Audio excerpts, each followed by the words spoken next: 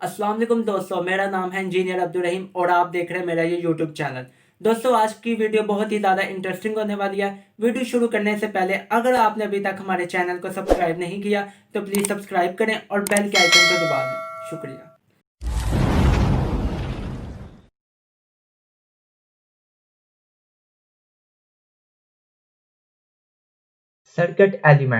Circuit element की दो types होती हैं, एक एक्टिव एलिमेंट और दूसरी पैसिव एलिमेंट।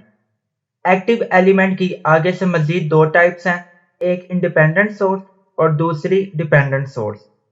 एक्टिव एलिमेंट ऐसे एलिमेंट होते हैं जो कि सर्किट को सप्लाई फराहम करते हैं, जिनको हम सोर्स भी कहते हैं, like voltage source, current source, batteries, etc.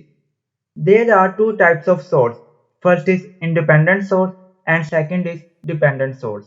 Independent source ये ऐसे सोर्स होते हैं जो कि सर्किट के किसी भी एलिमेंट पर डिपेंड नहीं करते। इनका अपना करंट और अपना वोल्टेज होता है।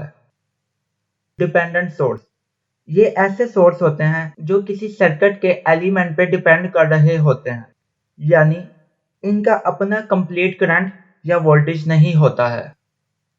पैसिव एलिमेंट ये ऐसे एलिमेंट होते हैं जो कि सर्किट से सप्लाई हासिल करते हैं, लाइक रेजिस्टर, कैपेसिटर, इंडक्टर।